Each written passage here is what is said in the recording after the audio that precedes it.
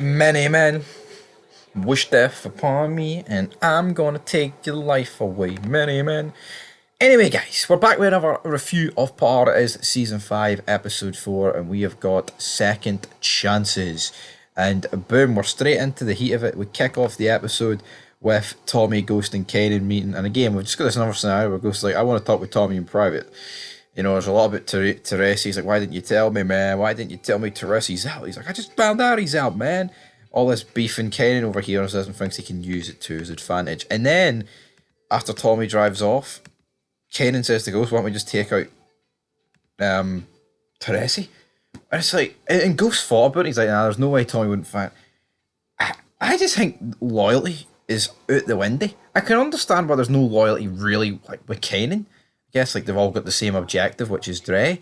But at the same time, like Ghost was like willing to throw Tommy under the bus here, which is a bit mental. But the FBI, we're beginning to close down on the Jimenez cartel, on the Jimenez brothers. And it's good seeing Medina back. I like Medina. I really like Medina. But they feel like they can talk to Arturo, who, of course, is the leader of the Jabronis. And that's how they're going to get him. But is it going to go down that way? We'll have to wait and see. But then go for a bit of a history lesson with Teresi, and Tommy explains the history of his family and how his dad died when he was, what I believe, 38. And this is their graves, and he's like, I made sure with my first money I managed to build them here. He was 38. Francesco Teresi, born in 1922 and died in 1960. Probably served during the World War as well, World War Two. But a good scene with these two bonding, but Tommy's not really suspicious or anything. But we're seeing more and more. Dre is feeling a wee bit, not self-conscious, but he's feeling a wee bit nervous with him and his cartel and all that shite. He's getting threatened left, right, and centre. Ghost arrives.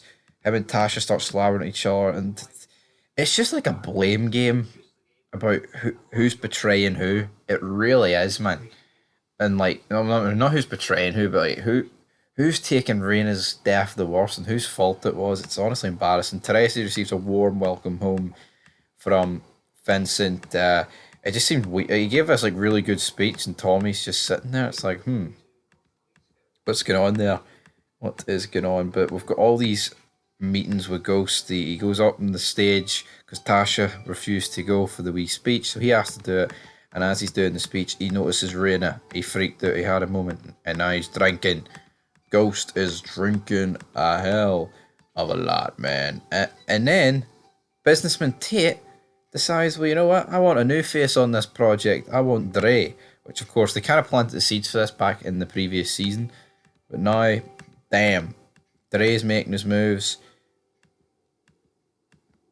And now he could be a part of the team, which obviously is not going to sit well with Ghost. And then Tasha's mum's talking to her. I didn't really care about this. But then Proctor's estranged ex-girlfriend, I think it might actually be, it's not his ex-wife, it might be, but it looks like she's going to press for custody. I don't really care about this.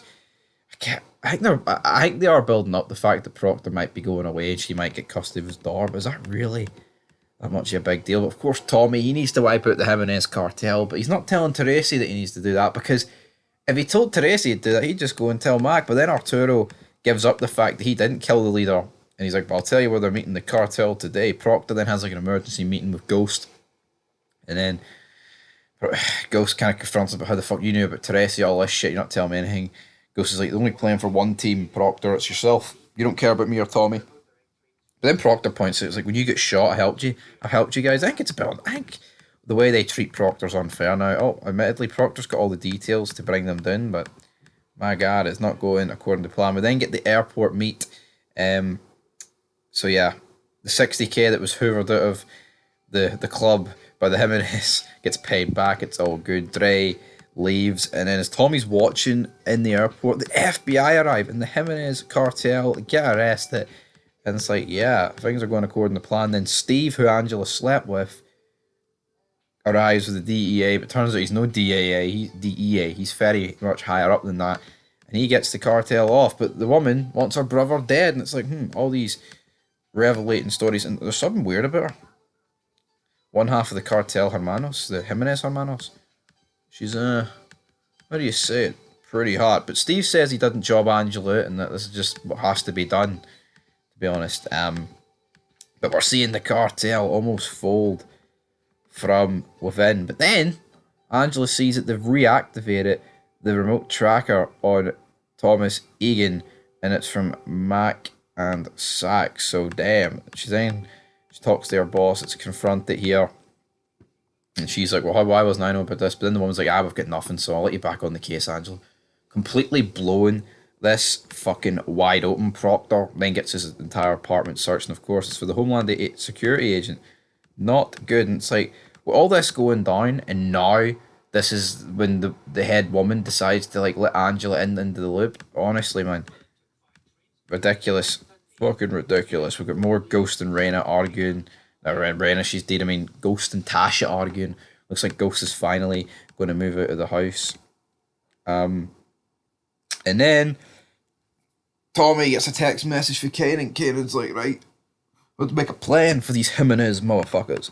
Kanan's setting up his own plan though, and how's this going to go down? Because we're not really too sure how it's going to go down. It's like, is Kanan really going to risk this?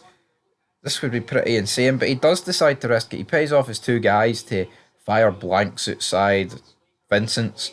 So Vincent actually takes a real bullet because they decide to load it with real bullets.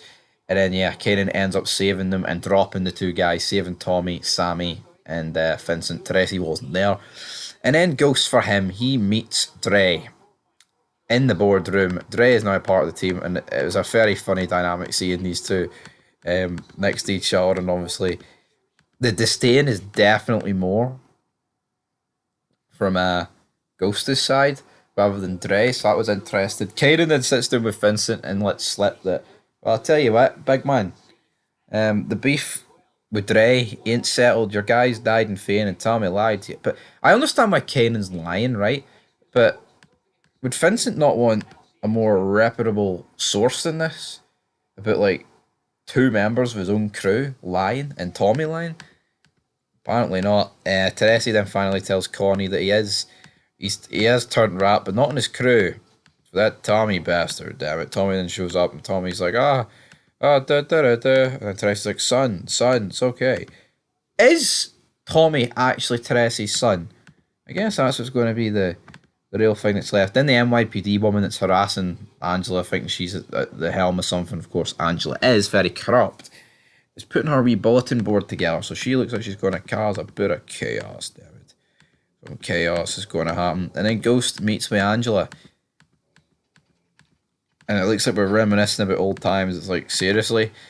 And we're really going back down the route of Ghost and Angela. I think we can stay away from that. But this episode was alright. I kind of feel like season 5 is... We're just going to drag this whole Dre thing out. And then I don't know what season 6 is actually going to be. I think there's going to be a big betrayal at the end of season 5.